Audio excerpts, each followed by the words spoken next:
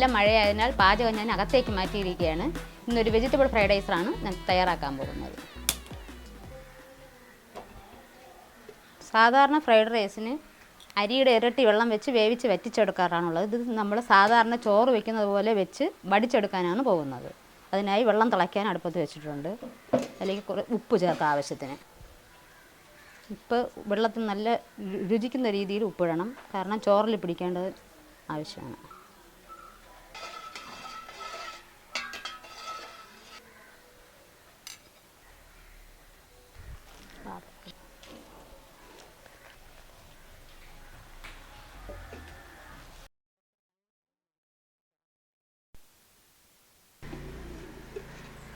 വെള്ളം നല്ലോണം ചൂടായിട്ട് നമുക്കിനി അരി ചേർക്കാം.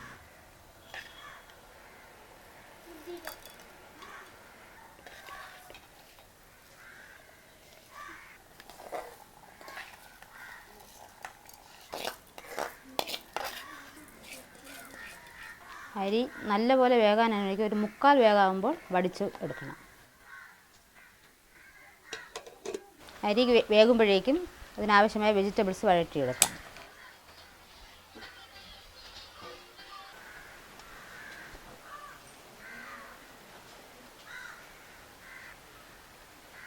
രണ്ട് കഷ്ണം പട്ട, 3 ഏലക്ക, 3 ഗ്രാമ്പു, ഇഞ്ചി വെളുത്തുള്ളി അരിഞ്ഞത്,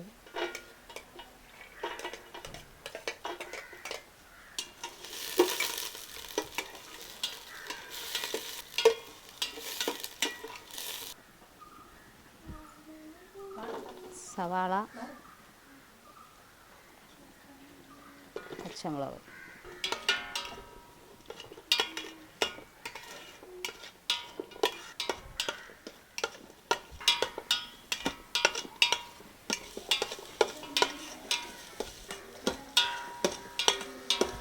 സവാള വഴന്നു കഴിഞ്ഞാൽ ഇതിലേക്ക് ബീൻസും ക്യാരറ്റും ചേർക്കാം.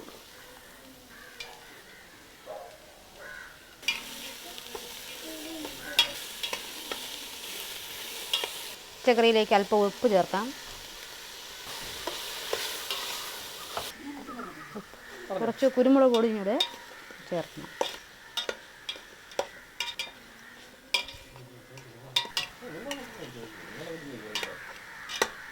ചോറിൽ ചേർക്കേണ്ട സവാളയൊന്ന് വഴറ്റിയെടുക്കാം.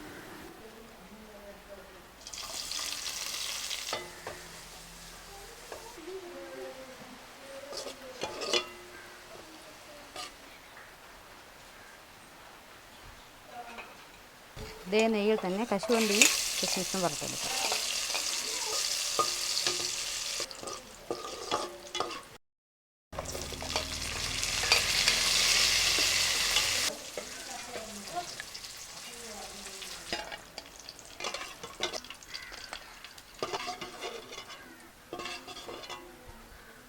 കുറച്ച് കപ്പലണ്ടി കൂടെ ഇതിൽ വറുത്ത് ചേർക്കാം.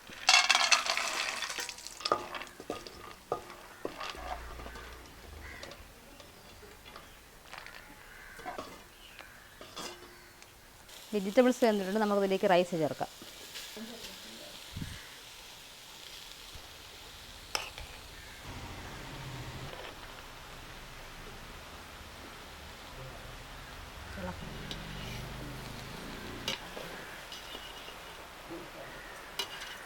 ചോറിലേക്ക് പുതിനയില,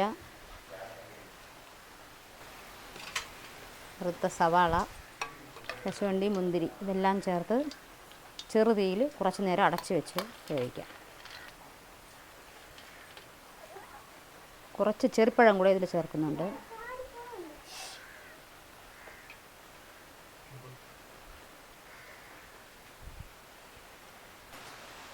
കുറച്ച് നെയ്യ് കൂടെ ഇതിന് ചേർത്ത് കൊടുക്കണം.